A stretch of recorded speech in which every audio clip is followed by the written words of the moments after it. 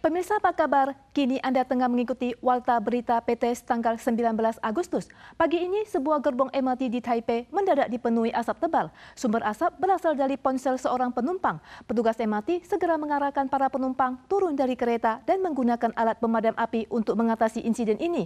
Beruntungnya tidak ada korban dan operasi kereta tetap berjalan tanpa penundaan jadwal. Sebuah kereta jalur Tam Sui Sin Yi MRT Taipei mengeluarkan asap tebal setelah melewati stasiun Mingchuan West Road sekitar pukul 7 pagi ini. Banyak penumpang yang panik bergegas turun kereta, salah satunya terlihat memegang ponsel yang hangus terbakar. Pihak MRT Taipei menjelaskan asap berasal dari ponsel penumpang pria yang terbakar. Api segera dipadamkan dengan pemadam api dan ponsel dibawa turun dari kereta tujuan Xiangshan tersebut. MRT Taipei mengingatkan bahwa alat pemadam api tersedia di setiap gerbong dan peron yang dapat digunakan sewaktu terjadi kebakaran. Kebakaran terjadi di sebuah gedung apartemen di distrik Linyuan, Kaohsiung pada Selasa dini hari, menewaskan anak pemilik rumah serta dua pekerja migran asal Vietnam yang menyewa kamar. Sementara itu, seorang pekerja migran lain yang tinggal bersama selamat karena sedang berada di luar saat kejadian. Pengurus gedung menyebutkan titik awal api berasal dari bangunan tambahan ilegal di lantai 1 yang telah berkali-kali dilaporkan ke pemerintah kota tetapi tidak ditindaklanjuti. Lantai 1 dan 2 gedung dilalap api, peralatan interior dan mebel semuanya hangus terbakar. Petugas forensik terus melakukan penyelidikan di lokasi. Kebakaran yang terjadi sekitar pukul 4 subuh ini mengejutkan warga sekitar dan penghuni gedung. Semua orang masih dalam kondisi traumatis. 2楼已经全面燃烧，那我们的同仁破门破窗进去抢救，然后发现目前在2楼有3位欧卡的民众。 Anak pemilik gedung dan 2 PMA Vietnam yang tidak sempat lolos tewas di lantai 2. Penyebab kebakaran belum diketahui, namun Dewan Komite Gedung menunjukkan bahwa lorong di lantai 1 yang dipasang pintu lipat merupakan bangunan ilegal sehingga dinilai memengaruhi jalur evakuasi. Hal ini telah dilaporkan berkali-kali kepada Pemkot namun tidak ada tanggapan. Mereka telah mengajukan gugatan kepada pemilik gedung pada April tahun ini, namun malapetaka malah datang lebih awal. 把我这个违建都围起来啊！他那个1+2也是违建啊，后面那个铁皮也是违建啊。 Hasil investigasi menunjukkan bahwa kedua PMA Vietnam yang meninggal dalam insiden kebakaran ini memiliki identitas sah. Mereka bekerja di sebuah perusahaan makanan di dekat lokasi kejadian. Berhubung mereka pagi hari tidak masuk kantor, direktur perusahaan mendatangi rumah sewaan dan menemukan mereka dalam keadaan tewas. Seorang PMA lainnya yang tinggal serumah dan sedang keluar saat itu beruntung dapat lolos dari maut. Suhu di seluruh Taiwan cukup panas akhir-akhir ini. Saat ini, ada sebuah depresi tropis di perairan timur Taiwan yang semula berpotensi berkembang menjadi taifun skala ringan yang dinamakan Ling Ling, namun akhirnya berangsur melemah saat bergerak ke utara sehingga tidak berpeluang menjadi taifun sama sekali. Depresi tropis TD15 terpantau di Samudra Pasifik sekitar 310 km barat daya dari Naha, Jepang pada dini hari tadi. Depresi ini berpotensi berkembang menjadi taifun ringan Ling Ling. Namun, Badan Cuaca Pusat CWA menilai bahwa saat ini belum terlihat tren penguatan sehingga statusnya perlu dipantau lebih lanjut. Apabila terbentuk, badan ini akan bergerak menuju Jepang dan Korea sehingga tidak berdampak langsung terhadap Taiwan. Meskipun cuaca beberapa hari terakhir cerah dan panas, CWA mengingatkan bahwa wilayah pegunungan di tengah dan selatan termasuk Semenanjung Hengchun tetap harus waspada terhadap hujan lebat singkat yang bersifat lokal.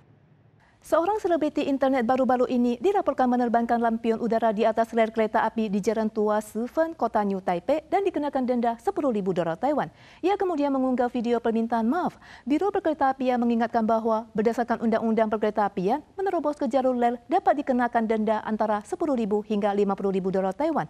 Pemerintah Kota New Taipei juga menegaskan bahwa pelepasan lampion udara di luar area yang ditentukan juga akan didenda $3.000 Taiwan. Atraksi menyaksikan lintasan kereta sekaligus melepaskan lampion udara di Jalan Tua Sifen menarik sejumlah wisatawan baik domestik maupun internasional.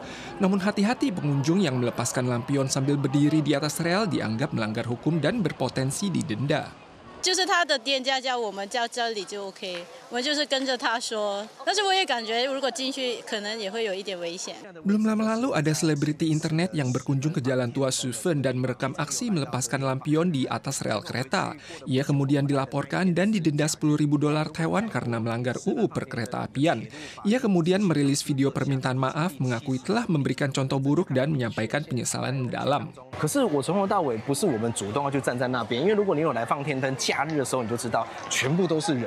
他叫你在这边写，他叫你去那边付钱，完了他叫你站在哪里，而且速度的时间非常快。